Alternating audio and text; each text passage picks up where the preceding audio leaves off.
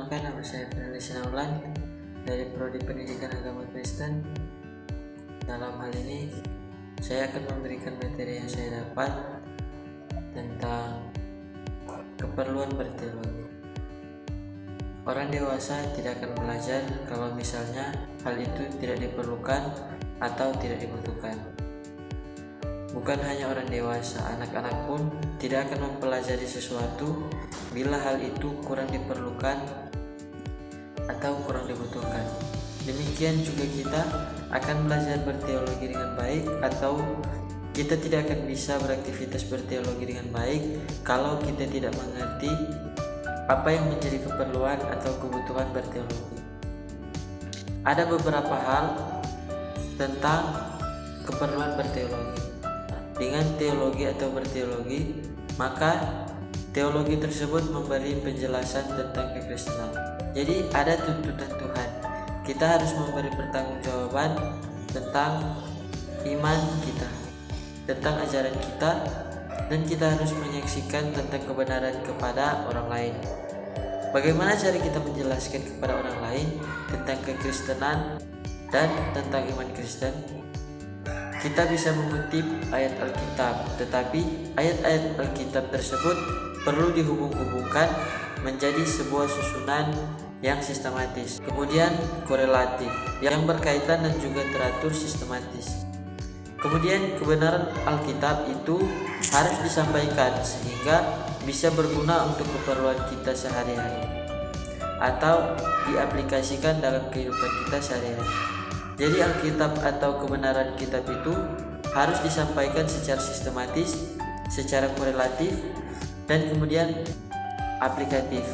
Dan ketika kita menyampaikan kebenaran firman Allah, kebenaran firman Tuhan dengan sistematis, dengan korelatif dan aplikatif, maka kebenaran tersebut sudah berubah dari Alkitab menjadi teologi. Dan karena itu teologi akan memberikan penjelasan tentang kekristenan kepada orang lain. Yang kedua, karena teologi menyediakan kebenaran untuk pendewasaan dan pelayanan umat Tuhan. Jadi teologi menyediakan kebenaran. Kebenaran itu sumbernya Alkitab. Alkitab itu adalah sumber kebenaran original, jadi sumber utama, sumber asli. Nah, ketika Alkitab tersebut kemudian dibuat, disusun secara sistematis, kemudian bagian-bagian itu dihubung-hubungkan sehingga akhirnya memiliki korelasi, kemudian disampaikan, dibahaskan, dan kemudian dapat dilaksanakan secara aplikatif. Maka itu menjadi teologi. Dan teologi tersebut selain menjadi sebuah kesaksian untuk eksternal, untuk orang lain, teologi tersebut juga menjadi sebuah kebenaran yang digunakan untuk pelayanan, sehingga seorang pelayan dia akan menyampaikan kebenaran-kebenaran yang membangun kedewasaan umat Tuhan. Teologi itu juga membantu untuk bertumbuh dalam kedewasaan rohani. Dan kemudian teologi seseorang akan menentukan relasi dengan Tuhan. Kalau teologinya salah, maka relasinya juga salah.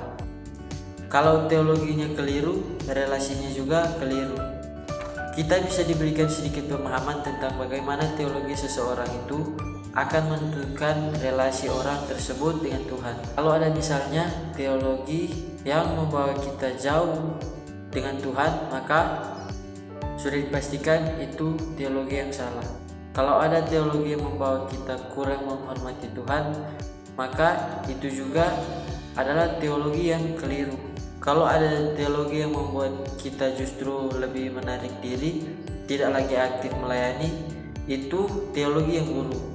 Dari sini kita bisa tahu bahwa teologi yang mendorong hubungan yang akrab dengan Tuhan, teologi yang mendorong ke sukacita untuk merenungkan kebenaran firman Tuhan. Kemudian ada teologi yang mempengaruhi pengalaman Kristen. Jadi apa yang kita alami sebagai orang Kristen, mengalami firman Tuhan, itu akan sangat ditentukan oleh teologi. apa yang kita pahami itu akan menentukan bagaimana pengalaman-pengalaman kekristenan kita dan iman kita.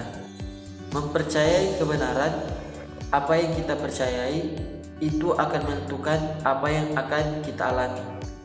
Jadi, jika teologi kita tidak percaya mujizat, kita tidak akan alami mujizat. Kalau teologi kita tidak percaya dengan kepenuhan Roh Kudus, dengan tanda berbahasa roh, maka kita tidak akan mengalami berbahasa roh. Kalau teologi kita tidak mengakomodir karunia-karunia rohani, kita tidak akan alami karunia rohani. Kalau teologi kita tidak mengakui bahwa Tuhan sanggup untuk memberkati kita, kita tidak akan mengalami berkat dari Tuhan. Jadi teologi itu juga akan mempengaruhi pengalaman Kristen kita. Dan apa perlunya teologi? Karena teologi itu menjadi benteng iman. Kita harus sadar bahwa kita diperhadapkan pada banyak tekanan, banyak tentangan dari eksternal, dari luar kita, ada banyak penyesatan, ada banyak hal yang akan muncul di akhir zaman. Kita akan menghadapi pemahaman kebenaran yang disodorkan oleh sains yang kontradiktif dengan firman. Teologi yang benar, teologi yang sehat akan menjadi benteng iman untuk menghadapi penyesat-penyesat.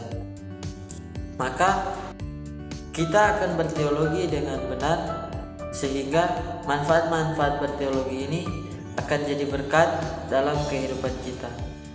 Jadi inilah materi yang saya dapat pada saat ini. Terima kasih.